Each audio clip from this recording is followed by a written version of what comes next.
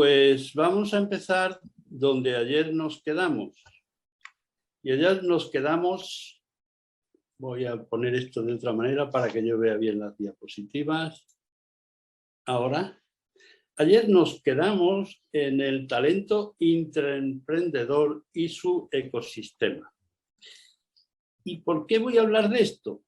Pues voy a hablar de esto porque uno de los pilares que sustentan la compañía Roca, uno de los pilares que sustentan los valores de nuestra compañía, siempre ha sido el emprendimiento interno. Y por tanto, creo que es muy importante hablar un poquito de él. Bueno, ahora, el intraemprendimiento o emprendimiento corporativo es una modalidad de la actividad emprendedora que se produce en el seno de todo tipo de organizaciones, tanto públicas como privadas, para crear valor y mejorar su competitividad. ¿Y qué aporta esto del intraemprendimiento a las empresas? Pues aporta en primer lugar motivación ante las perspectivas de nuevos proyectos, porque los equipos de trabajo se mostrarán motivados con los nuevos retos. Aportan innovación, y esto es lo más importante, ¿eh? Algunas de las ideas pueden ser de vanguardia, porque como dije ayer, las personas tienen grandes ideas. Lo importante es saber aflorarlas y aflorar el talento. La eficiencia cuando hay que enfrentarse a ideas innovadoras y hay que hacerlo con efectividad. También crea imagen. Cada iniciativa nueva hará cambiar la imagen y mejorará la percepción de los clientes. Dará lugar a nuevos negocios. Al ser un terreno inexplorado para la empresa, implica una nueva fuente de ingresos. Pero sobre todo, les facilitará la búsqueda, el afloramiento, la selección, la gestión y la retención del talento como ventaja competitiva. Y para que veamos cuáles son los objetivos de las empresas con esto del intraemprendimiento, pues en primer lugar, casi el 91,9% mejora la cultura de la empresa.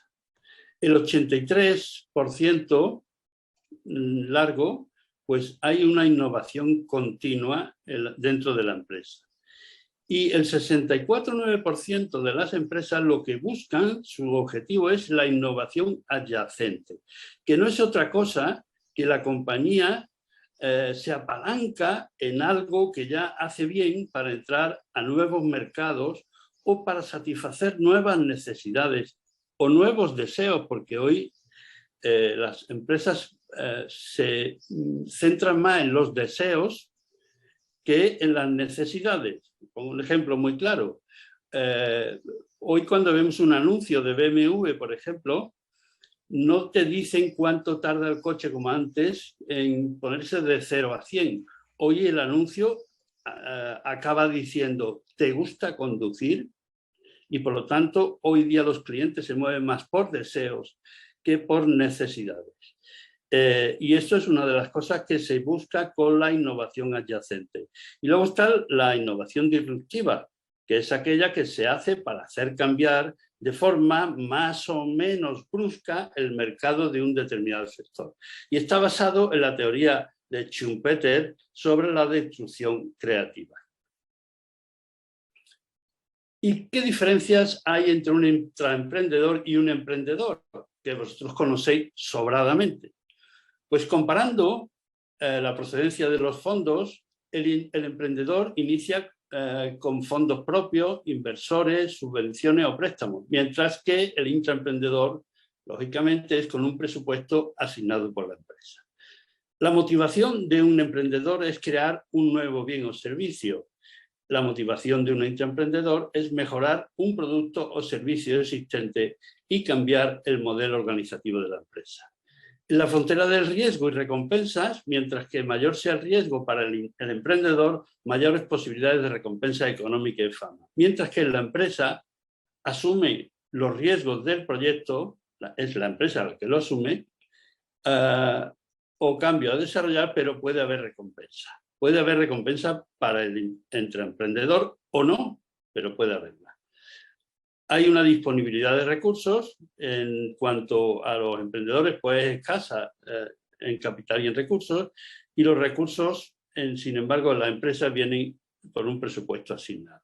En cuanto a la toma de decisiones, está claro que es el emprendedor el responsable de emprender y los socios y de sus socios, y el intraemprendedor dependerá mucho de su nivel jerárquico. Pueden tener libertad plena para la toma de decisiones o requerir de la autorización de un superior. En cuanto al entorno cultural, el entorno cultural es importante porque ya no existen las islas. Entonces tenemos que tener en cuenta que tanto cuando emprendemos internamente, pero sobre todo cuando emprendemos fuera de la empresa, el emprendimiento tiene que tener en cuenta todo ese ecosistema que rodea a lo que pretendemos crear.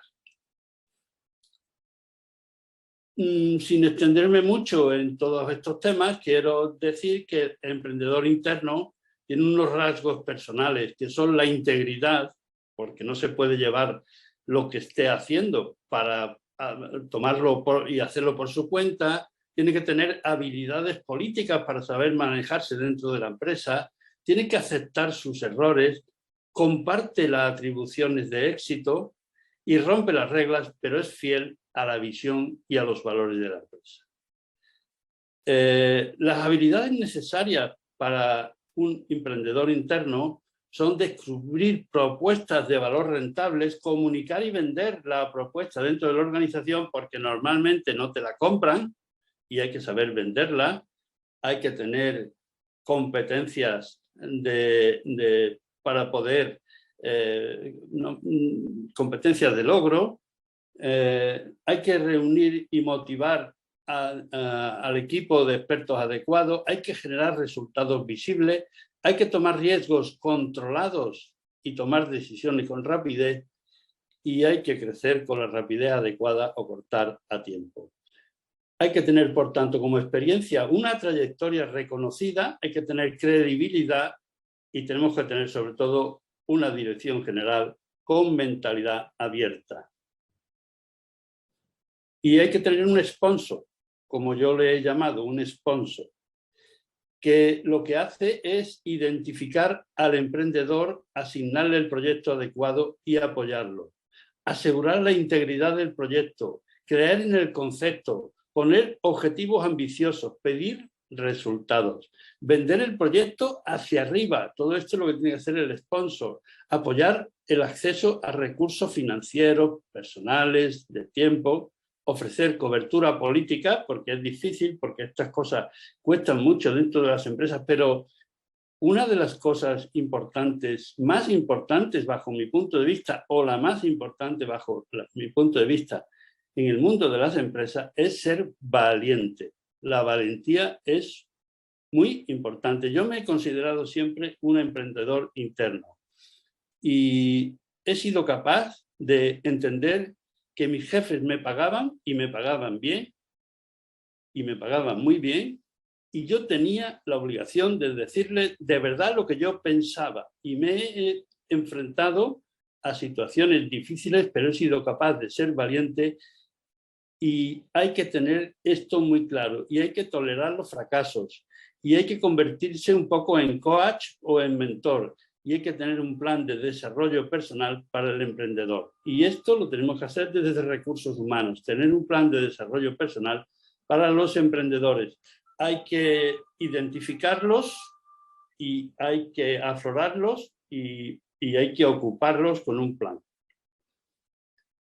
El intraemprendedor es una persona que tiene un alto grado de compromiso y acción y la capacidad de innovar. Compromiso, sentir los colores, acción, actuar, porque hay mucha estrategia, hay muchas cosas, pero hay quien se queda a vivir medio pensionista en el proyecto y no acaba nunca de hacer las cosas. Hay que tener acción. Hay que provocar el cambio y reinventar a la empresa o el negocio. El talento, por tanto, es igual también a capacidades más compromiso, más acción. Si no tenemos acción, no tenemos de nada. El talento intraemprendedor tiene como elementos el disfrutar en el sentido de crear cosas y de realizar proyectos o iniciativas, como cuando decíamos ayer que el talento fluye, la acción de fluir, cuando tenemos un reto alto y un nivel de talento también alto. La pasión, la inteligencia emocional, las emociones como un elemento esencial del talento, la motivación, que es la energía, la fuerza que nos guía y nos da y nos dota de la capacidad de acción. El reto, en una palabra, el compromiso ha de ser un contrato interno, interno de la persona, ha de ser un contrato interno de la persona no escrito y libre. Las habilidades que se convierten en competencias personales, sociales y profesionales. Es decir, deben estar guiadas bajo la premisa de saber hacer algo y querer hacer algo. Y hay un círculo virtuoso que es disfrutar por y para la creación, pasión en todas las cosas que hagamos como intraemprendedores, la motivación, el reto, la acción, lo que hemos venido diciendo, el compromiso, aprender en todo aquello que necesitemos, porque el aprendizaje ya no vale como antes para toda la vida. Ahora el aprendizaje tiene que ser permanente y continuo. Y no podemos esperar ni que papá o los padres nos arreglen las cosas de aprendizaje, ni papá Estado, ni papá empresa. Tenemos que ser nosotros los que también nos desarrollemos. Creencias, tenemos que tener creencias y valores. Sin esto no podemos llegar a ningún sitio. Y por supuesto, en ese círculo virtuoso, tenemos que hacer todo esto para alinearnos con la visión y la misión de la empresa. El talento emprendedor dentro de la empresa debe ser individual o compartido, pues puede ser de las dos cosas, pero los procesos de puesta en marcha de proyectos empresariales planteados por más de una persona y por lo tanto compartido implican identificar los intereses, capacidades y talentos de cada una de las personas, integrar la visión y diseñarla de manera participada y compartida. Hay que diseñar una visión para cada. Ya sabéis que la visión tiene menos trayecto que la misión, pero hay que integrar una visión dentro de cada proyecto para poder llegar a cualquier sitio, como cuando ayer decíamos en la descripción de un puesto de trabajo, tenemos que tener una misión y una visión. Hay que localizar los talentos complementarios, porque todo el mundo, insisto, como decía ayer, tiene talento. Lo importante es que se complemente uno con otro para utilizar un talento intraemprendedor compartido. Y hay que desarrollar los ámbitos en los que testamos necesidades de mejora o bien los valores que guían nuestra acción de manera colaborativa.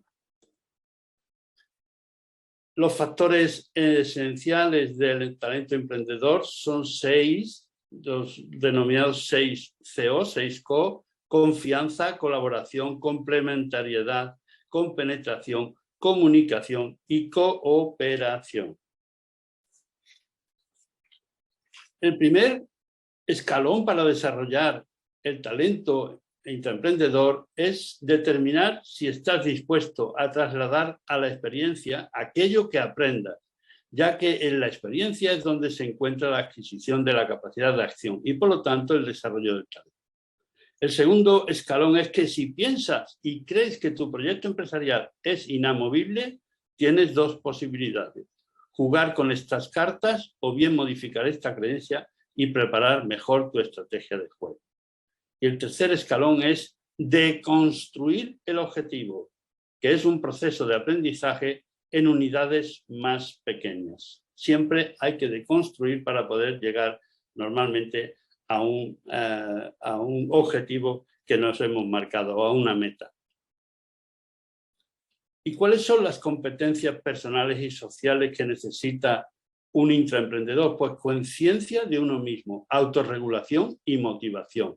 Conciencia de uno mismo en el sentido emocional, valoración adecuada de uno mismo y confianza en uno mismo. Autorregulación en el sentido de autocontrol, confiabilidad, integridad, adaptación e innovación. Y motivación por el logro, el compromiso, la iniciativa y el optimismo. Las empresas que no tienen optimismo, las empresas en las que la gente no se ríe, son empresas tristes, son empresas enfermas, son empresas malas. El optimismo es fundamental en el trabajo.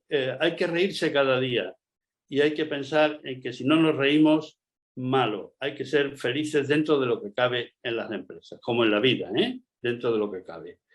Las competencias sociales más importantes nos permiten alcanzar la satisfacción de nuestras necesidades a través del acceso a los recursos y posibilidades que se encuentran en otras personas, en nuestro entorno y en nuestra sociedad. La empatía es importantísima, pero como dije ayer, ojo con la empatía, que no solamente es ponerse en la piel del otro, no solamente es meterse en los zapatos del otro, hay que quitarse los propios para poder, para no tener que juzgar al otro de ninguna manera. La asertividad, tenemos que ser valientes, vuelvo a insistir en esto, y defender nuestro criterio sin tener que avasallar a nadie. Hay que trabajar en equipo, el trabajo en equipo es fundamental. No podemos ser ermitaños y trabajar para nosotros solos. Y hay que tener una buena comunicación interpersonal. Y, por supuesto, flexibilidad. Hay que ser flexible y relacionarnos con el entorno interno o externo, pero el entorno.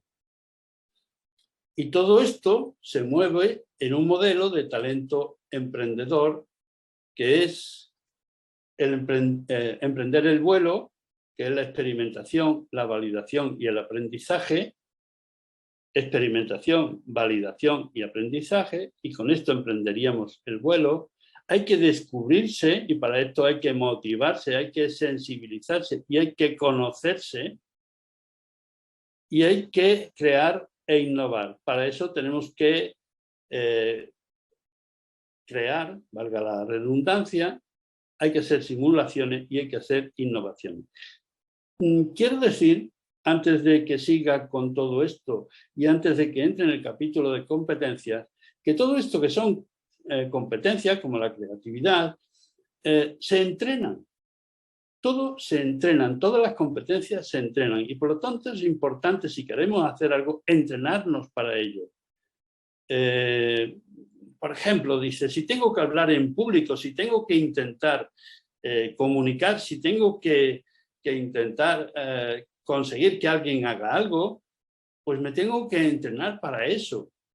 Y no cabe duda al respecto. Y se entrena uno y acaba uno aprendiendo a darle tono, a dar silencios, a estructurar una presentación, a estructurar un discurso.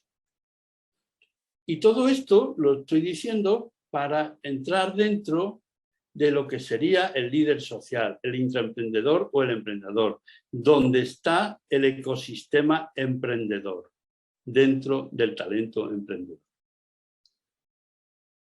¿Y cuáles son las variables del sistema, del ecosistema intraemprendedor? Pues las finanzas.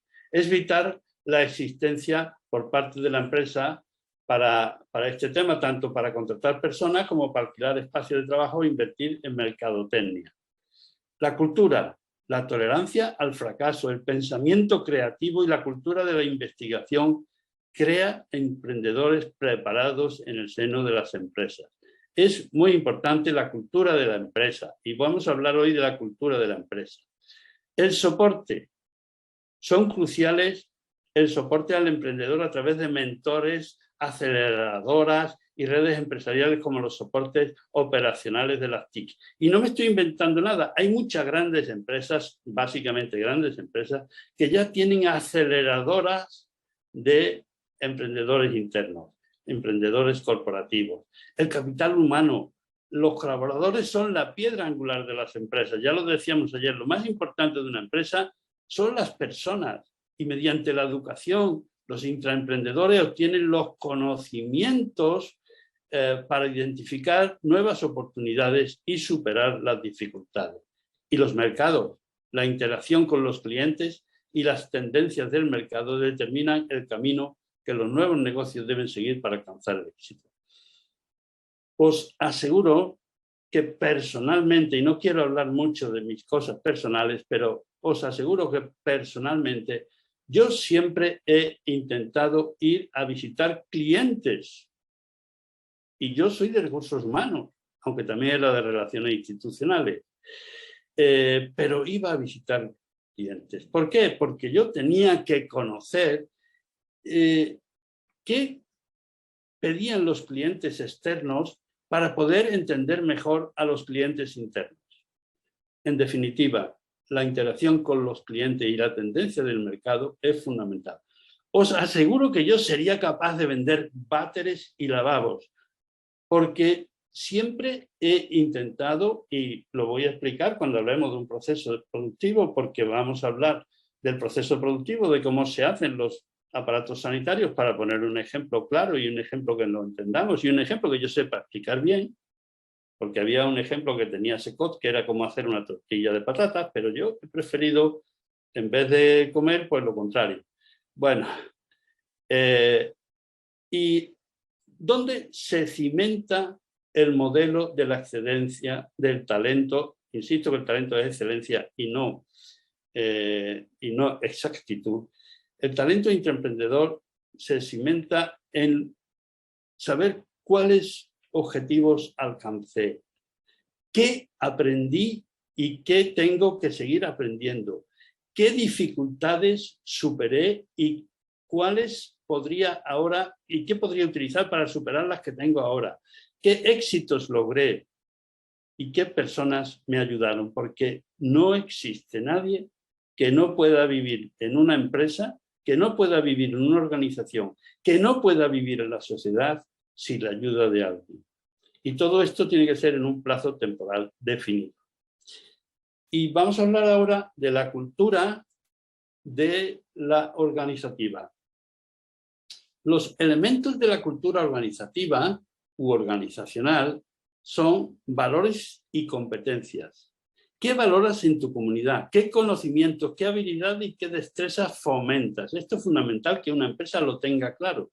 ¿Cuáles son sus valores? ¿Cuáles son? Y en base a esos valores, establecer un sistema de competencia. La comunicación. Insisto también en la comunicación. ¿Cuán clara y efectiva es? La visión, hacia dónde nos dirigimos a corto plazo, y la misión, hacia dónde nos dirigimos a más largo plazo. El desarrollo profesional. ¿Qué herramientas brindamos para empoderar a nuestros colaboradores? No me gusta mucho la palabra empoderar. Me gusta más apoderar. Yo siempre he sido apoderado de mi compañía.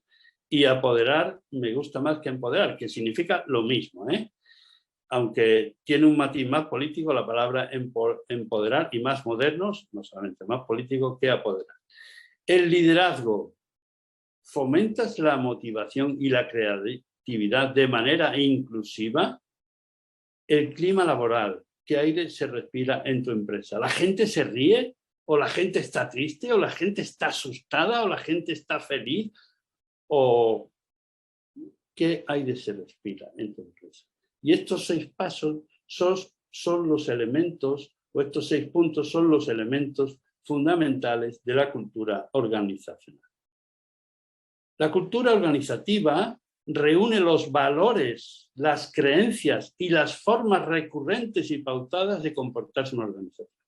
Y no lo digo por decirlo, fijaos, en Roca es una máquina de hacer dinero, en el sentido de que casi nunca ha perdido dinero. Casi nunca ha perdido dinero. Excepcionalmente ha perdido dinero. Pero en Roca no se gasta el dinero de cualquier manera. Los directivos no teníamos ni tienen grandes despachos, ni grandes coches.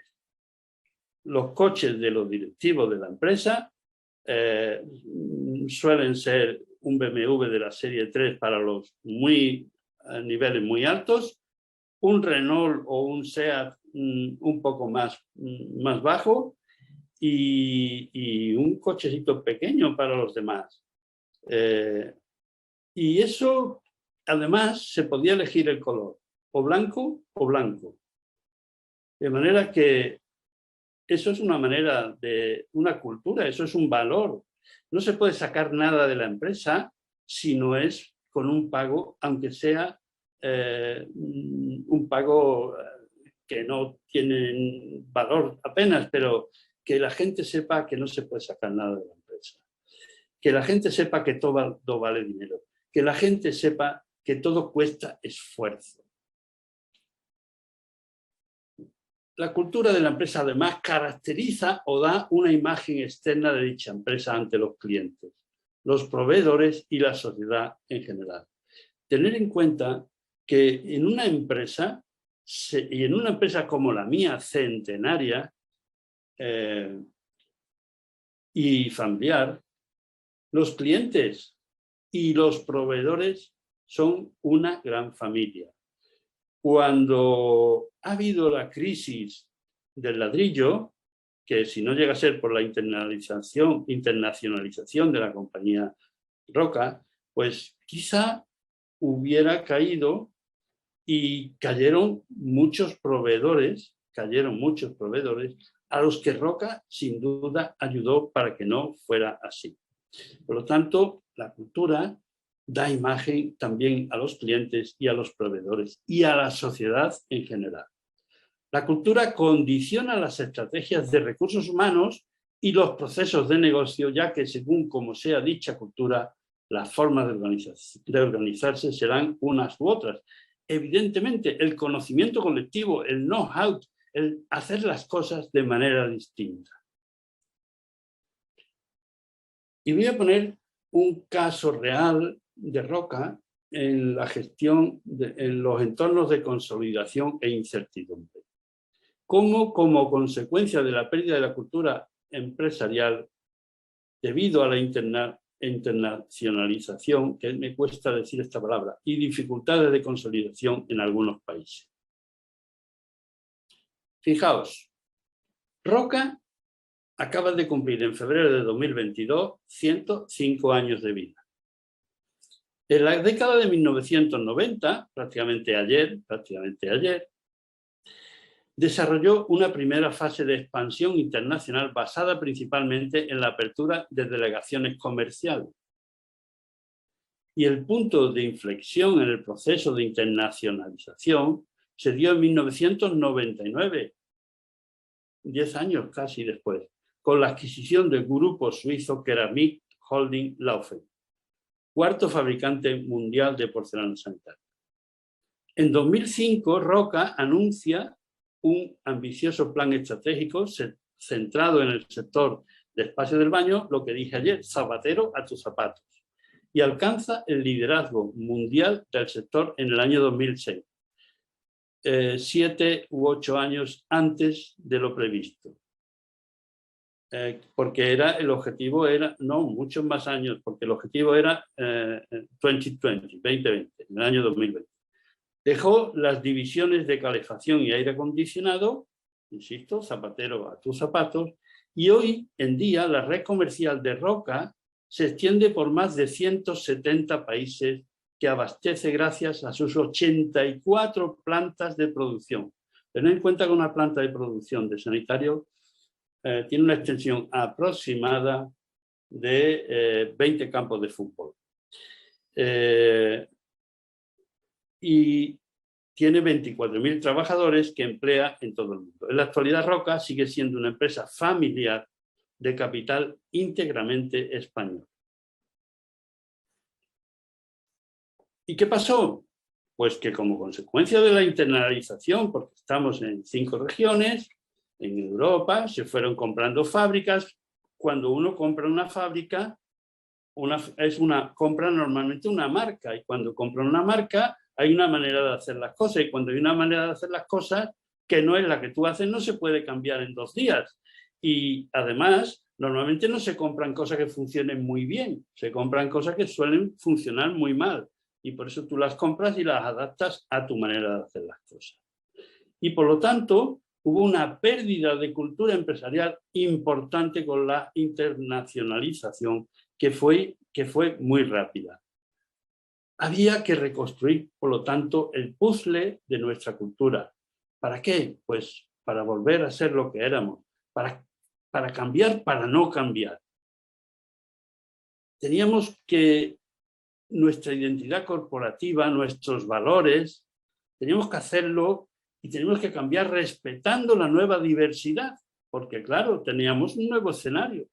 Ya no éramos todos las 3 fábricas de España, más las filiales de España, no, ahora éramos un nuevo escenario con una nueva diversidad. Había chinos, había brasileños, había marroquíes, había portugueses, que son los primeros que hubo, había gente de Malasia, bueno, de todos los continentes.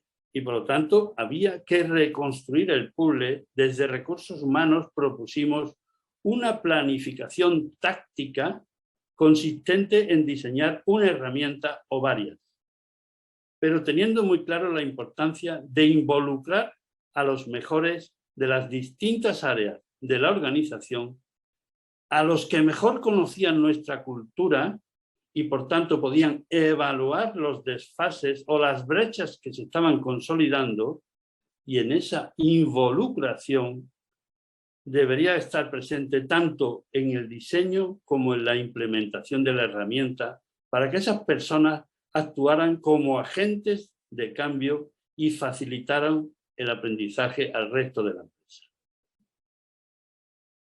Y decidimos tomar 2 caminos convergentes. 2 caminos convergentes.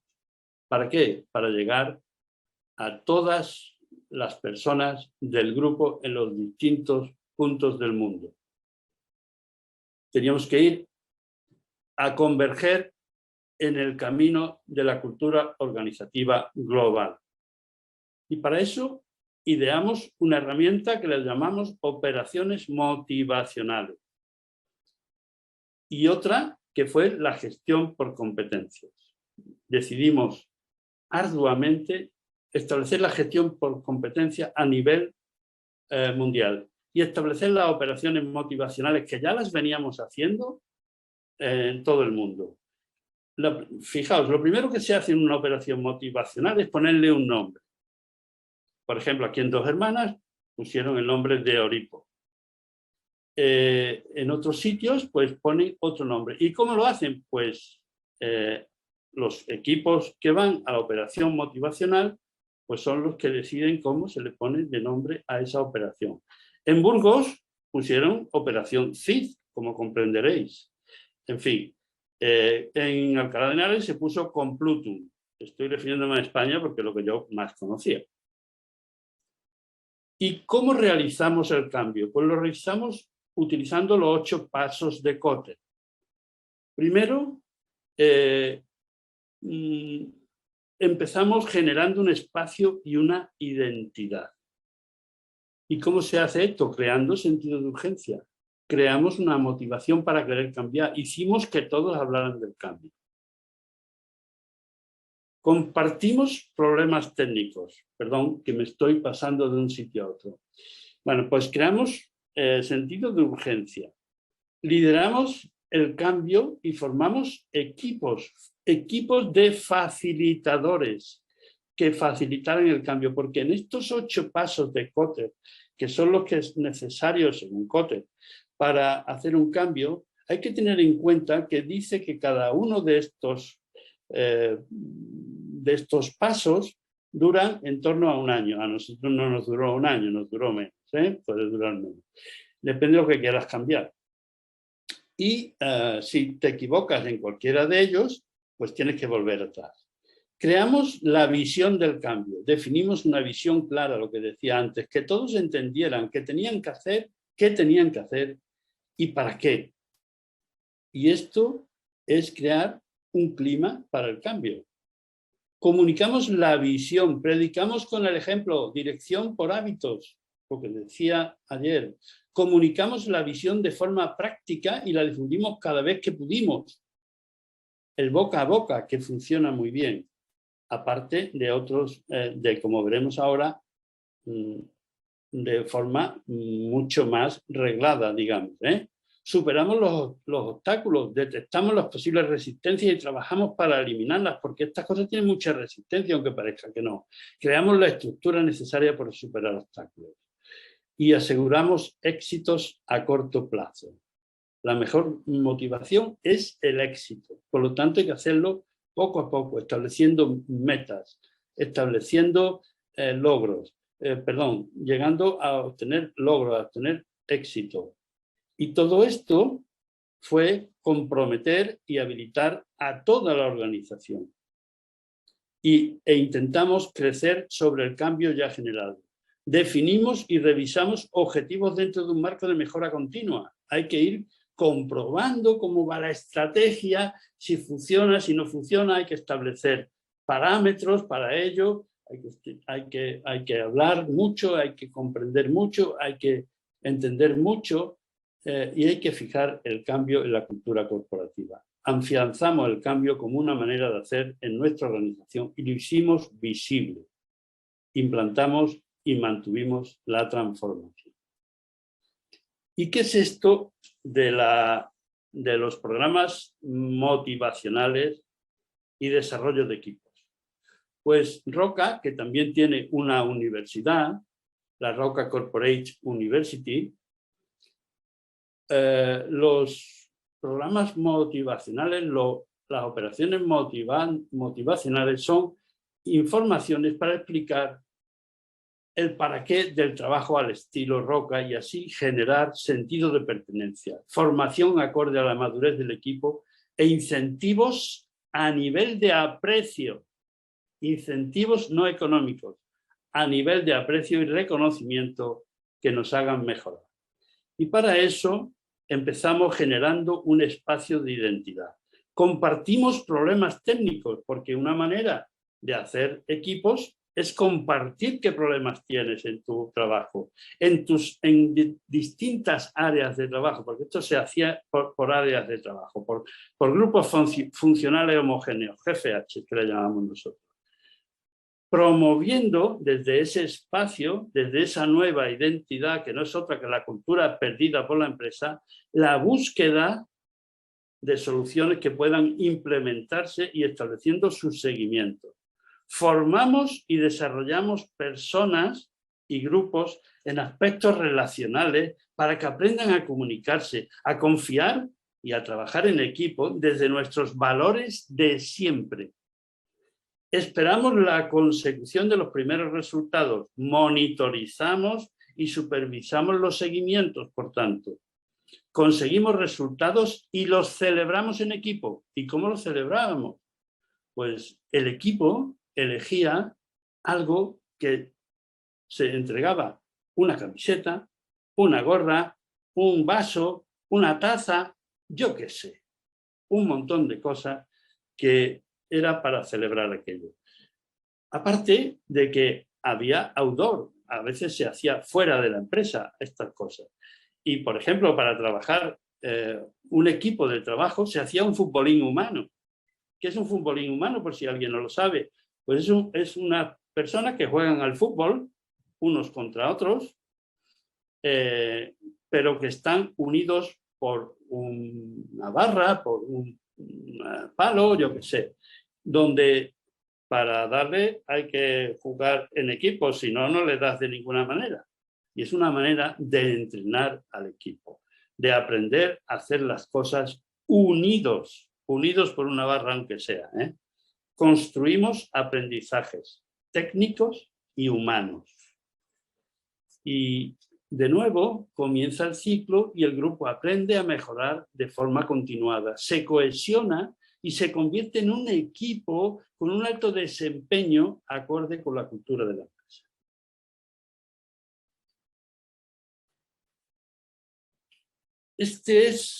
Estos son los principios del crecimiento de Roca, que son 6. El fin es la excelencia y no los resultados, porque los resultados son consecuencias de la excelencia.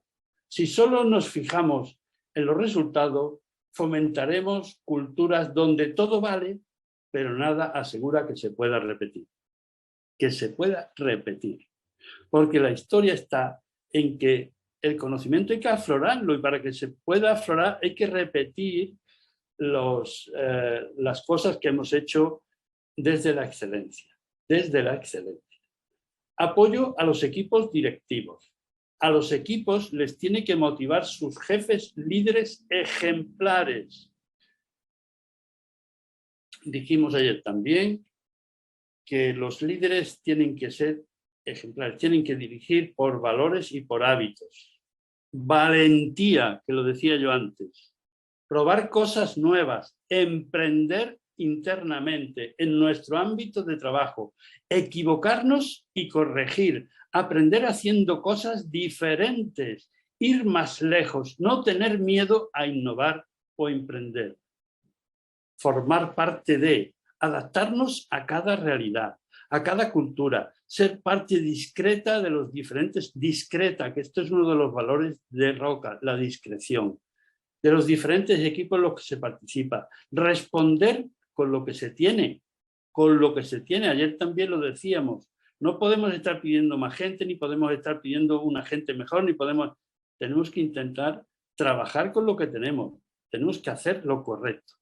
Abordar los conflictos que siempre se van a dar, como vamos a ver la semana que viene en las técnicas de negociación, abordar los conflictos abiertamente, separar personas y roles, respetar, no dejar que las situaciones conflictivas se escalen, no posponer la toma de decisiones, actuar, simplicidad. Paradójicamente, para trabajar en la complejidad, nada mejor que la sencillez, la apertura, observar, escuchar, analizar, proponer, desafiar, acompañar, emprender. Ese debe ser el rol de todas las personas dentro de una empresa.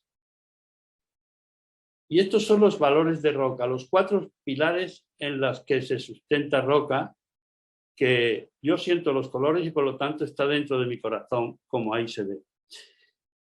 Hay que tener espíritu emprendedor, fijaos, estar comprometido, actuar con profesionalidad, liderar con el ejemplo. Estos son los 4 pilares en los que se sustenta los valores de Roca, en los que se sustenta Roca. ¿Y qué pasó con Roca después de la pérdida de la cultura, como dije al principio? Pues al principio de esta mañana. Pues que al cierre de 2019 el grupo cuenta con 23.900 empleados distribuidos en 37 países. La gestión del talento se desarrolla mediante los principios de una misma cultura corporativa definida por los valores que han guiado el crecimiento del grupo en su historia. Gestión por competencia. Aflorando el talento y la extensión de unos objetivos estratégicos y metodologías de trabajo comunes, aflorando el talento, metodologías de trabajo comunes. Y vamos a hablar de competencias, vamos a empezar a hablar de competencias. Y como dice la fotografía que ponemos aquí, la competencia es un bien que tienen determinadas personas, pero sobre todo los mejores, y que hay que fijarnos en ellos para intentar seguirlos. Y esto se llama enfoque en competencias, que es una característica personal relativamente estable y causalmente relacionada con los resultados superiores en un puesto.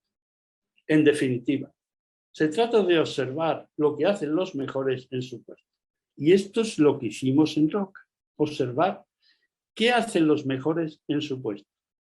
Y ahora diremos cómo y estableceremos cómo. Mira, todas las empresas, todas las organizaciones, en general públicas o privadas, tienen una campana de Gauss. Y en esa campana de Gauss, en un extremo están los que están un poco talentosos, los que están, vamos a decirlo, los peores, digamos, dentro de la empresa. hay un gran margen de gente que está en el centro y hay muy poquitos también que son los mejores. Las estrellas de la organización. ¿Y qué tenemos que hacer con el enfoque en competencias? Pues intentar que esta campana de Gauss toda entera se mueva hacia las estrellas, se vaya camino directo a la estrella, de forma que tengamos claro que si no utilizamos el desempeño superior como criterio de selección y desarrollo, estamos seleccionando y formando para la mediocridad en lugar de para la excelencia. Decía ayer también que todas las empresas tienen personas, aunque las personas es lo mejor de una empresa, pero que unas triunfan y otras no. Pues triunfan todas aquellas que son capaces de utilizar el desempeño superior como criterio de selección y desarrollo. Una competencia, ya sabéis todos seguramente, que se basa en el querer, en el saber y en el poder hacer las cosas. Saber, conocimiento necesario para manifestar un comportamiento. Si no sabemos de una cosa, no podemos ser nada, porque si necesitamos un ingeniero para hacer no sé qué, pues tenemos que ser ingenieros, eso está claro. Por lo tanto, una competencia tiene que tener conocimiento, saber. Está el poder, que son las habilidades que se desarrollan a través de la experiencia y el aprendizaje. Y está el querer, que son actitudes y valores que movilizan a la acción. Son los valores los que movilizan a la acción, los que tienden a que las personas hagan las cosas. No son las habilidades ni el conocimiento, porque puede estar sobrado, como decíamos ayer, una persona muy talentosa, pero con un reto muy bajo, o que no se moviliza, no tiene valores, no se moviliza. No. Entonces, como decíamos ayer, también es la actitud y no la actitud la que consolida la altitud de las personas. Y el enfoque en conocimientos está pensado en el iceberg neurológico, de forma que lo que todo el mundo vemos de las personas son sus conocimientos, la información que las personas utilizan en áreas concretas, sus habilidades, su capacidad o destreza que permitan realizar bien las cosas. Eso es lo que vemos. Toda esta parte del iceberg neurológico que está a flote, que está visto, pero por debajo hay muchas más cosas, como ocurre en el iceberg neurológico, en nuestro cerebro, donde hay un rol social, una autoimagen, unos rasgos y unos motivos. El rol social son las pautas de conducta referidas al grupo o la organización. El emprendedor, por ejemplo, la autoimagen, que es la percepción de uno mismo, que si consigue o no lo que se propone. El rasgo, que es el aspecto típico del comportamiento de una persona, lo que transmite el entusiasmo, y el motivo, que son los intereses personales de una persona en un área concreta que dirige su comportamiento, su logro. ¿Y qué pasa? Pues que valorar, determinar, evaluar toda la parte de conocimientos y habilidades es fácil o es más fácil, pero no es suficiente para el éxito. Sin embargo, el tipo de competencias, toda la parte que no se ve, toda la parte de rol social, etcétera, garantizan los resultados superiores y es mucho más difícil de evaluar. Pero sin embargo, no os quepa duda que todo se puede evaluar. Perdón.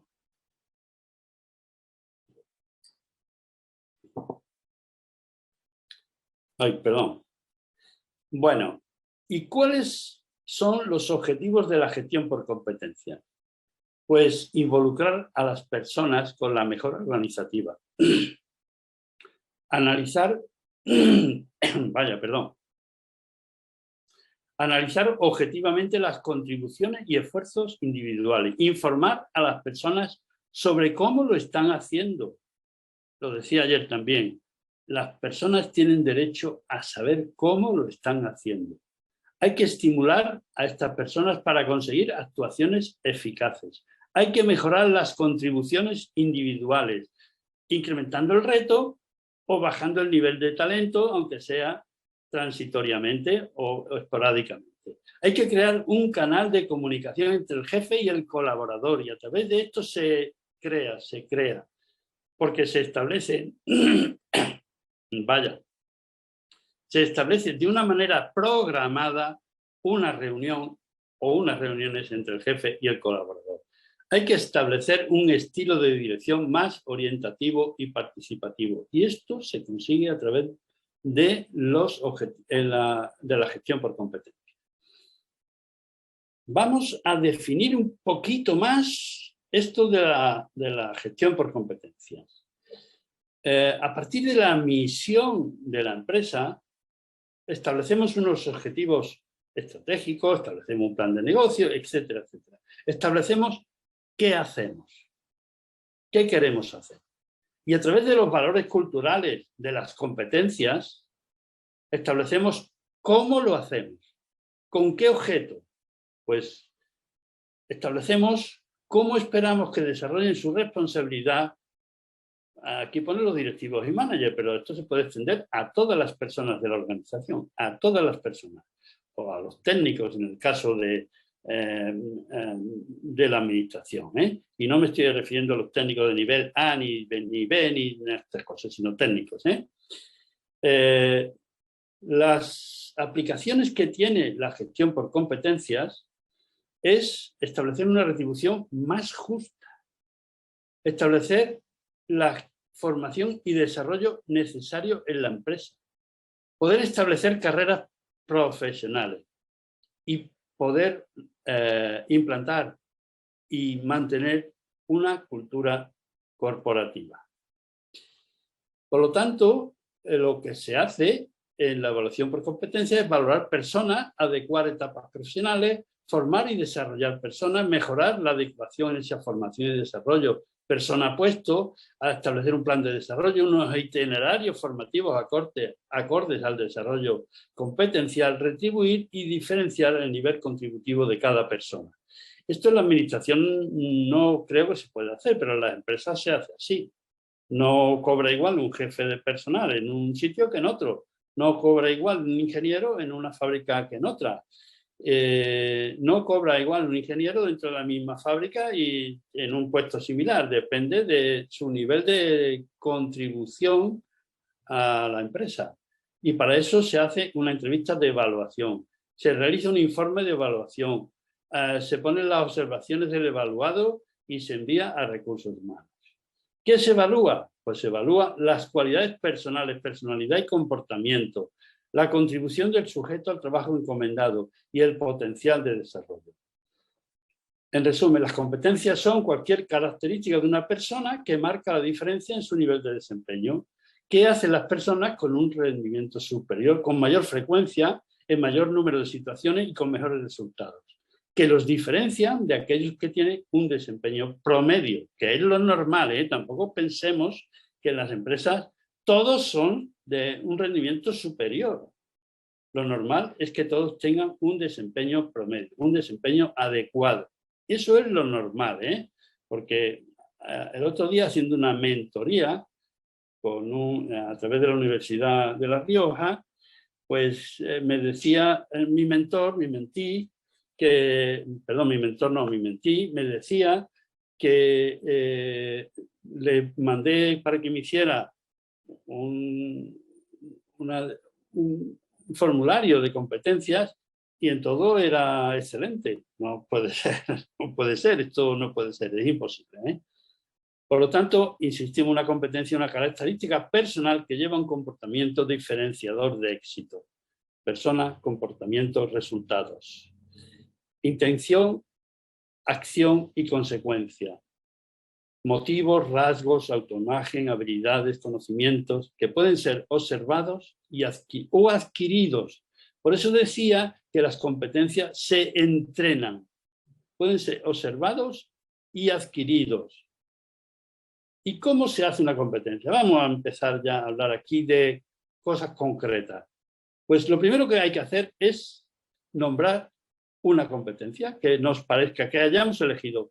Nosotros hicimos unos paneles de expertos donde establecimos una serie de competencias. Tampoco hay que tener muchas competencias porque nos volveremos locos en la gestión, ¿eh? Hay que definir bien las cosas. Bien, el nombre de la competencia. Y ahora, para que lo entendamos todos, yo he elegido esta competencia, el compromiso con la organización, que me gusta mucho, que es la capacidad y la actitud de alinear los propios intereses y necesidades con los objetivos y prioridades de la organización, actuando de forma honesta e íntegra consigo mismo y de acuerdo con los valores de la organización.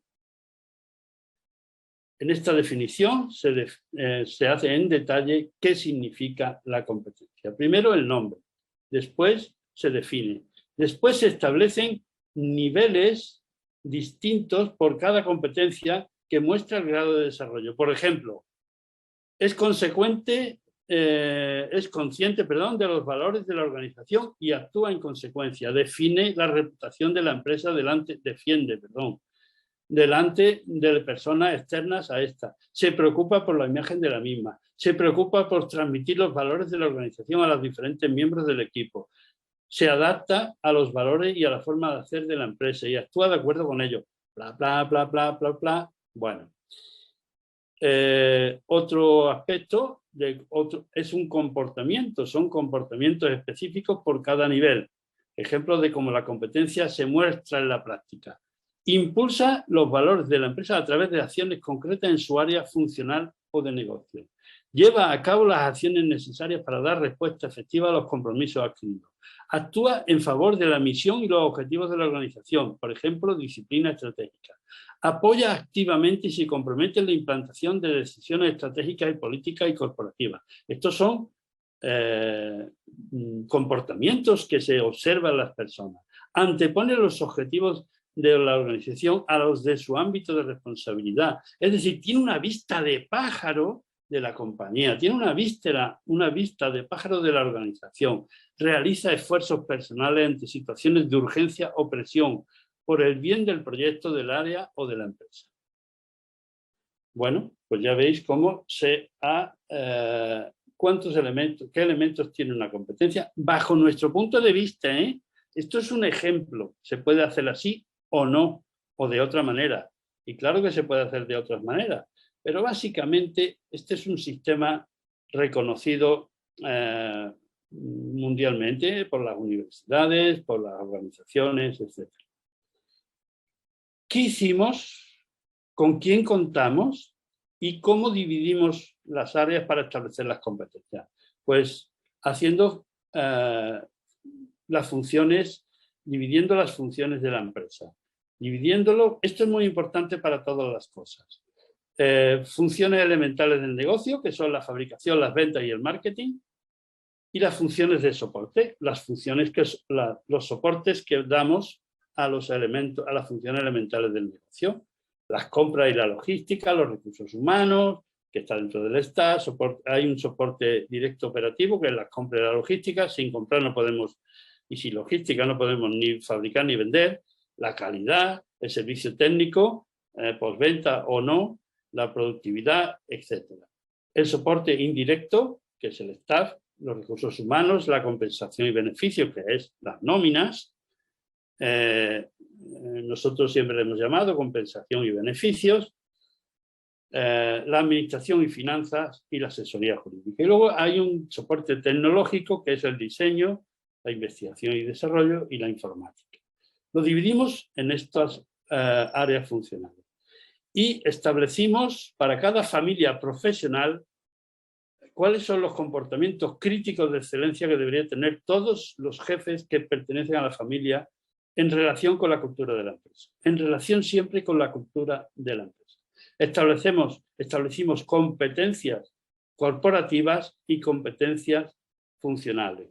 Las competencias corporativas son comunes a todos los managers o a todas las personas, me da igual. Se exigen con distinto grado de desarrollo a todos los jefes y específicas según la familia profesional. Los comportamientos de excelencia se agrupan, por lo tanto, en core competencia, que son las competencias corporativas y las competencias de management. Para eso involucramos a todas las personas de la empresa, a los directores, como asistiendo a las reuniones formativas, asistiendo a los talleres de su equipo, realizando entrevistas con su equipo, probando las entrevistas con su equipo, asegurando plazos para apoyar procesos de comunicación. Desde los departamentos distintos de recursos humanos, que nos reunimos en una ciudad y durante una semana, incluido sábado y domingo, nos reunimos de directores de recursos humanos de todo el mundo, todos los directores de recursos humanos de todo el mundo, probablemente en torno a 80 o 90, facilitamos y dimos soporte ante las dudas en la aplicación del sistema, facilitamos la herramienta, es decir, facilitadores, aseguramos las comunicaciones del proceso, recogimos resultados para definir y desarrollar acciones de mejora. ¿Y qué hicimos con los gestores de personas, los que tienen personas a su cargo? Pues asistir a las sesiones formativas e informativas. Enseñamos cómo se hacía la evaluación, agendamos las entrevistas con los colaboradores, desarrollamos el plan de acción y determinamos cómo habían cumplido los plazos. Y con los colaboradores, o sea, con los evaluados, pues asistieron a las sesiones informativas, entrenaron para autoanalizar su desempeño, porque lo primero que se hace es autoevaluarse, preparar la entrevista, pensar en acciones de desarrollo y recordar a su jefe los plazos de realización. Y esto lo hicimos en 4 fases. Una primera fase de puesta en marcha, donde formamos a todos los líderes, digamos, de la empresa.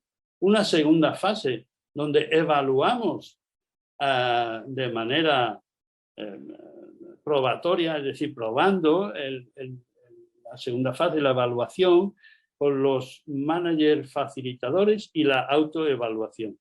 Una tercera fase de validación, validamos los resultados de la prueba de evaluación y autoevaluación y calibramos la validación, porque todas las validaciones no valen, todas las evaluaciones no valen, y ya veremos por qué. Y luego en una cuarta fase, pues hicimos lo que siempre se hace en la última fase de cualquier plan de acción, que es el feedback, entrevistas de comunicación de resultado, de actuación de la empresa y definición del plan de acción. En el ejemplo del staff, el personal indirecto de soporte, aquí vemos un puesto de administración y finanzas o de recursos humanos o de asesoría jurídica.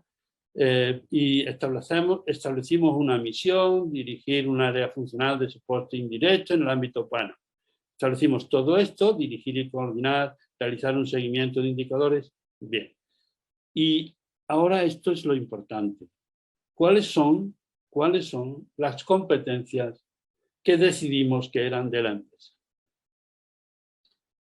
Las competencias corporativas, solo una, fíjense, solo una.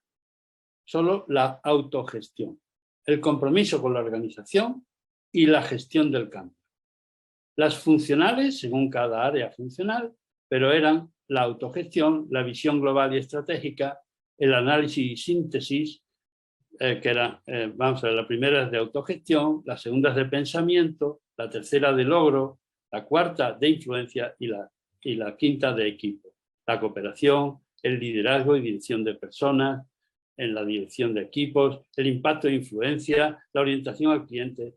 Todas estas competencias que están aquí tipificadas y aquí, en el compromiso con la organización, definimos qué era. Acordaros que teníamos una definición de cada competencia y un grado de desarrollo. En el compromiso con la organización, la capacidad y actitud, bueno, esta ya la vimos, pero la gestión del cambio, capacidad de adaptarse y trabajar eficientemente en distintos entornos y o con personas y grupos diversos. Incluye la predisposición para aprender y adaptarse a nuevas situaciones y la capacidad para crear e impulsar cambios anticipándose a las tendencias del entorno. Bueno, pues aquí están las 6 competencias que elegimos. Capacidad para conseguir resultados, la última. Implica mostrar cambios, mostrar ambición y movilizarse ante los retos que se planteen en su entorno de gestión. Buscar la excelencia y superar metas. Insisto en esto, no la perfección, la excelencia. Y luego tenemos hasta 11, perdón, que me he adelantado, hasta 11 competencias, no más, 11 competencias. Impacto, influencia, como la definición de todas ellas. Y luego establecimos una escala de medición. Una escala de medición sencilla. Inadecuado, debilidad, mejorable, adecuado, fortaleza y excepcional. Este chico que yo contaba, ni mentí, siempre era o fortaleza o excepcional, casi nunca era adecuado. Y no tenía ni una sola mejorable. Esto es imposible, imposible. Bueno, pues establecimos este primer sencillo manera de evaluar. Primero se hace la evaluación mediante un formulario donde vas picando y vas determinando en qué aspecto te va diciendo cada competencia, cómo es, y tú vas picando y vas estableciendo si eres mejorable, excepcional o inadecuado. Por ejemplo, en el trabajo en equipo, los puntos fuertes y las áreas de mejora podrían ser: un punto fuerte es que ayuda a sus compañeros de forma proactiva, y un área de mejora es que critica la forma de trabajar de sus compañeros de forma poco constructiva. Esto es para que veamos un punto fuerte y un área de mejora. Un simple ejemplo. Por cada competencia se evalúan 3 comportamientos de nivel de excelencia requerido y un comportamiento del nivel inmediatamente inferior. Esto es un poco complicado. Yo no voy ahora a haceros que seáis técnicos en la evaluación de competencias, sino que veáis cómo hay sistemas que se pueden absolutamente medir de una forma clara. Y se establecieron en la evaluación de los comportamientos: adecuado, fortaleza y comentario de ejemplo de comportamientos. Por ejemplo, reconoce y asume errores propios, y eso es un comportamiento, y trabaja por solucionarlos y no los esconde. Pues es adecuado, aunque le cuesta reconocer sus propios errores, aunque no los esconde. Es adecuado. Transmite su pertenencia a la empresa con humildad y también con orgullo. Es una fortaleza, porque transmite la pertenencia a la empresa con mucho orgullo y realiza acciones tendentes a que todo el personal lo sienta. Por ejemplo, ropa de trabajo con imagen de marca. ¿Por qué he puesto este ejemplo? Porque era una de mis fortalezas. Yo cambié todo el vestuario de la compañía, y no lo cambié porque me lo inventara yo. Lo copié de un compañero de aquí de Sevilla, en concreto del que fue muchos años director de personal del IPASAN. Vosotros, la mayoría, no habéis conocido a los trabajadores del IPASAN cuando se llamaban barrenderos. Y eran personas que no iban con un uniforme, o que iban con un uniforme oscuro, con un uniforme... Hasta que llegó este hombre y puso unos colores que se veía a todos los sitios, porque podían caerse de los camiones, porque estaban barriendo en la calle, porque tal. Y les puso una ropa y les puso Lipasan. Y se comía el Lipasan en todos sitios. Pues yo hice una copia un poco parecida de esto, y se ha implantado a nivel mundial. Yo me lo pongo también para ir a andar ahora, todavía estos polos que tuvimos. Bien, pues esto es una autoevaluación de un comportamiento, de una competencia, que es el compromiso con la evaluación. Se evalúan 5 factores relacionados con la consolidación de directiva. Necesita mejorar, no de mejorar, para adecuarse a las expectativas del puesto, cumple con las expectativas del puesto o supera las expectativas del puesto. NCS.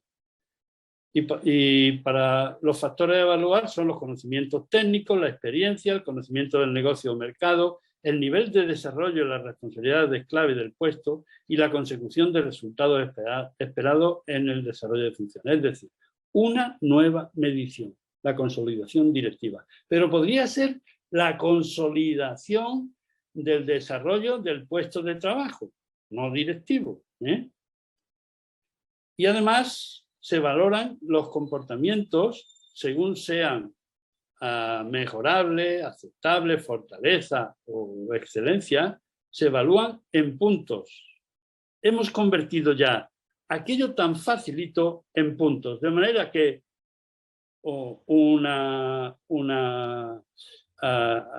a ver si lo digo, una fortaleza serían 80 puntos y una excelencia serían 100 puntos. De esta forma estamos consolidando una manera de puntuar todos los que antes hemos dicho que eran como simplemente cómo progresaba con las palabras adecuado, mejorable, no sé qué. Bueno, y además se introducen algunos aspectos más, como las expectativas profesionales del colaborador, en la autoevaluación, si está dispuesto a la movilidad funcional, es decir, dentro de la empresa, que, insisto, es un elemento de ese flexi-seguridad importante. Y si está dispuesto, ¿dónde está dispuesto? Y la movilidad geográfica, si está dispuesto, ¿dónde? Y observaciones del colaborador, observaciones del evaluado. Y luego está el evaluador, que lo que hace son establecer lo mismo. ¿Cuáles son las expectativas profesionales del jefe o sea, del colaborador para este jefe? ¿Y cuáles son las observaciones del que evalúa? Hay que hacer luego un plan de desarrollo, evitando todos los gaps que exista entre la realidad y la excelencia. Es decir, hay que hacer un plan de acción acordado entre ambos, el qué voy a hacer para desarrollar esta competencia concreta y qué comportamiento tenemos que desarrollar, en qué fecha lo he de hacer y cómo vamos a seguirlo. Y todo esto puede tener tantas líneas como queramos tener. Esto ni siquiera lo voy a pasar mucho porque lo importante es que conozcáis que el resultado final se traduce a un nivel de actuación en base a que un referente está entre 85 y 110 puntos, una persona muy buena entre 65 y 85, que es un colaborador que supera las expectativas de su rol, claramente consolidado, aunque puede presentar algún ámbito de desarrollo respecto al perfil de la excelencia. Es decir, estamos midiendo con números ya hace un rato, si una persona es adecuado, que es lo normal, cuando saca entre 55 y 65 puntos en su evaluación. Es un colaborador que se adecúa a las expectativas de su rol con ámbitos de desarrollo respecto al perfil de excelencia. Adecuado. Con relación a la expectativa de su rol. La valoración, la validación y calibración de todo esto tiene como objetivo homogeneizar los criterios de evaluación cuando en una empresa existen bastantes jefes evaluadores. Es decir, no todo el mundo evalúa ni de la misma manera, ni todo el mundo se evalúa de la misma manera. Por tanto, tiene que haber un criterio donde se valide y se calibre que esto está más o menos dentro de los cánones de la normalidad. Es, por tanto, un elemento de control y mejora de la calidad de la evaluación. Y es un paso previo a una posterior aplicación retributiva. De manera que cuando en las evaluaciones nos han dado que hemos obtenido como personas referentes por encima del 10% de la población, pues hemos determinado que esto no puede ser. Que esto no puede ser y por tanto tenemos que bajar el nivel. Y lo baja automáticamente un programa que es el que hace todas estas cosas. Cuando, sin embargo, tenemos que las evaluaciones están muy bajas, lo que podemos hacer es que los que están en el nivel B1 pasen al nivel A, algunos, si las evaluaciones están por encima de 70. Cuando están por encima de 70, 65 85 sería el muy bueno. Y así vamos haciendo una validación y una calibración de las competencias en base al resultado de las actuaciones. Esto sí es muy importante que nos quedemos con ello, porque lo otro es una cuestión de un sistema que se aplicará o que no se aplicará y que lo olvidaremos mañana seguramente. La entrevista es muy importante, de manera que tenemos que conseguir crear un ambiente adecuado y una buena disposición, la acogida. ¿Dónde vamos a hacer la entrevista? En mi despacho, en algún sitio, desde luego en la calle no, en algún sitio que hayamos elegido para esto, y tenemos que ser el encuadre. ¿Cuál es el propósito? La importancia que tiene, la duración, cuál es la visión global y, en fin.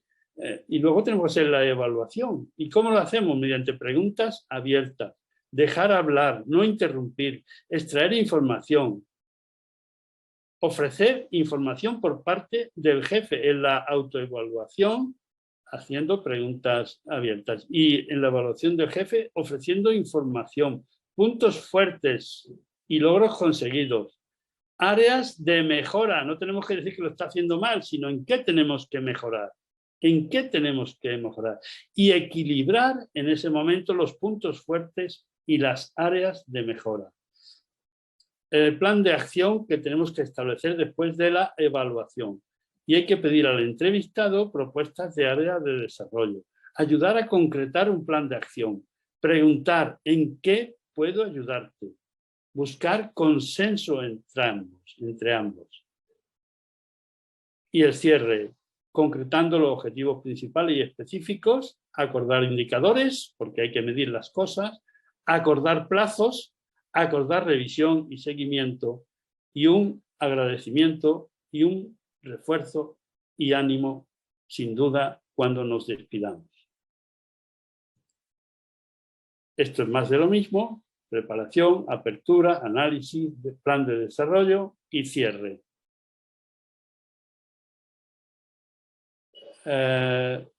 Hay que tener escucha activa, hay que hablar con claridad, firmeza y escucha, tomar notas durante la conversación, hay que evitar actitudes defensivas del entrevistado y superar las posibles barreras de la comunicación existentes, porque va a haberlas. Hay que solicitar información y ejemplos concretos sobre aquellas competencias donde la brecha, el gap, es mayor. Hay que crear un clima de diálogo y escucha, pero esto conforme se va haciendo un año y otro año, o cada 6 meses o como lo queramos hacer. Nosotros lo hacíamos cada año. Al final, todo el mundo se acostumbra a hacerlo y no tiene la barrera que uno puede poner cuando lo van a entrevistar. Porque en el fondo, cuando acaba uno sabiendo que hay que establecer cuando al final agradece y da refuerzo y ánimo, pues estás viendo que es algo que de verdad nos sirve. ¿Y cuáles son los efectos más comunes en las entrevistas? Pues uno de ellos es el efecto halo, generalizar rendimiento y actitudes positivas puntuales. Efecto sombra, lo contrario, generalizar rendimiento o actitudes negativas puntuales. Efecto indulgencia, valoraciones altas para evitar problemas. Esto es de los jefes, Los jefes valoran alto para evitar problemas. Severidad o dureza, lo contrario, exceso de exigencia. Tendencia central, todos los colaboradores los valoramos a promedio, para que no haya ningún problema. Efectos recientes. Los rendimientos o actuaciones recientes pesan mucho. Semejanza en función de que se parecen a mí. Fatiga. Similitud de valoraciones por exceso de ellas. Todo esto hay que intentar que se arregle. ¿Y cómo se arregla? Pues como hemos visto ahora, como hemos visto antes, aquí, en esta validación y calibración.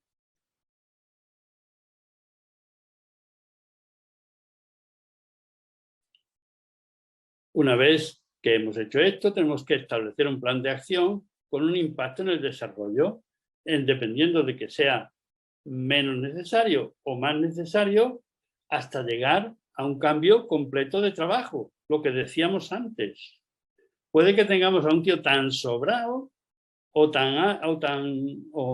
que sepa también ya que tiene mucho talento y tiene mucho reto, pero ya lo supera y va de un sitio a otro, pues a lo mejor hay que cambiarlo de trabajo o hay que cambiarlo de área o yo qué sé. Hay que desarrollar un rol, hay que hacer un feedback a través de un coach o hay que hacer formación, talleres, lecturas, vídeos, etc.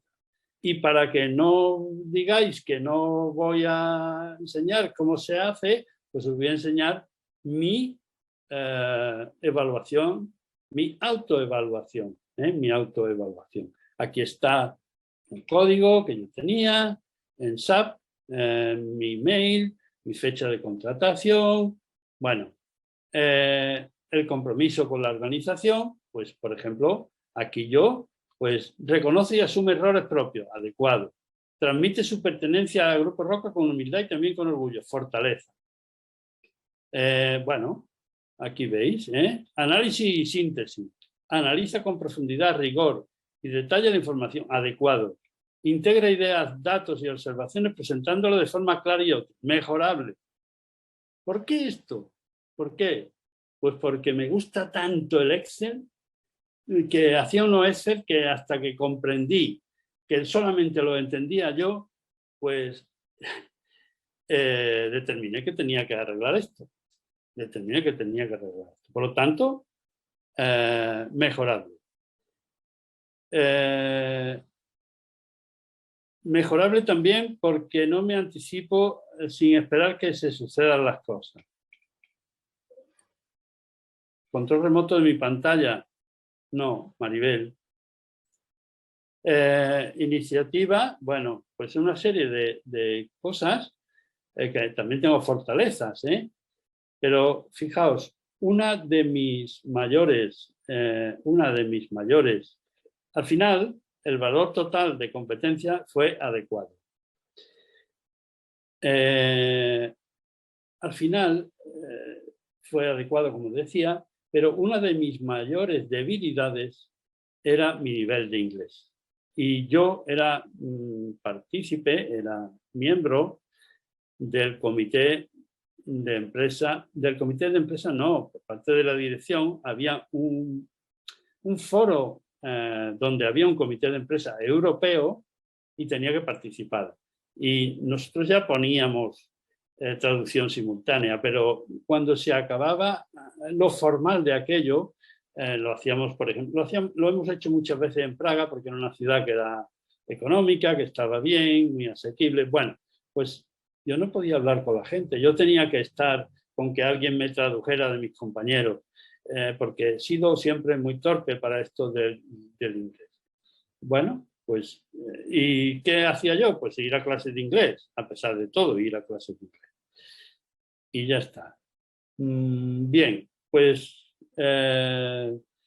yo podía también estar de acuerdo con la movilidad funcional dentro de la administración y recursos humanos, dentro de comunicación, dentro de atención al cliente o dentro de recursos humanos.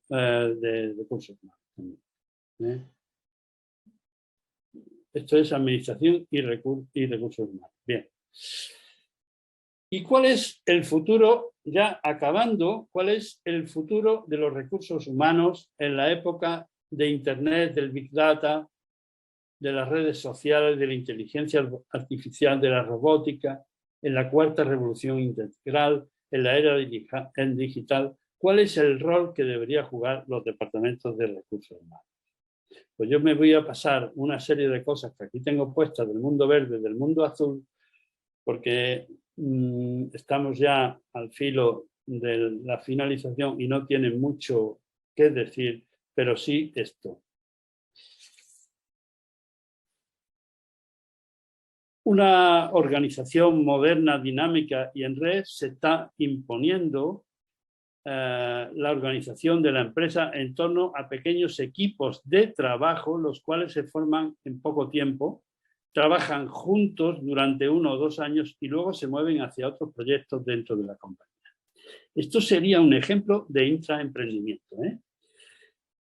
Los empleados no dejan de formarse nunca, porque ya no podemos conformarnos con ir a la universidad y basar nuestro futuro laboral en lo aprendido durante esos años.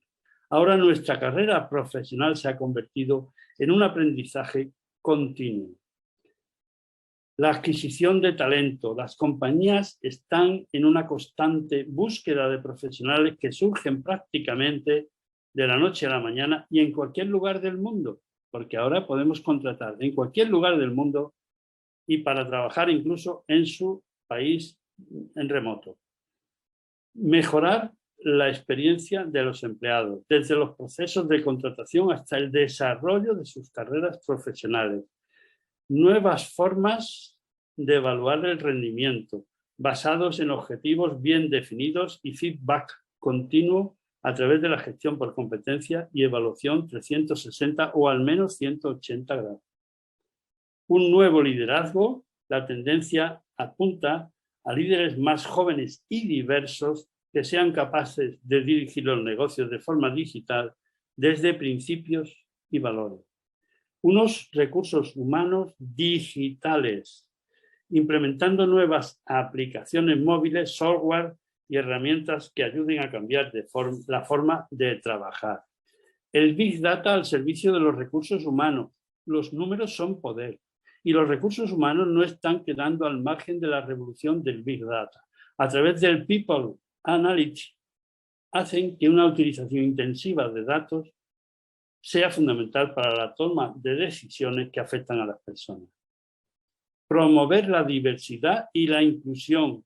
Los empleados cada vez valoran más estos principios y los propios consumidores y la opinión pública en general. Se han vuelto más exigentes a la hora de pedir respeto por la diversidad cultural y la igualdad de género. Equilibrio entre máquinas y empleados. La clave está en controlar y encontrar aquellas habilidades esencialmente humanas y combinarlas con las mejores máquinas, robots y técnicas de automatización. A esto se le ha dado en llamar fuerza del trabajo aumentada. Como sé muy mal inglés, Augmented Workforce.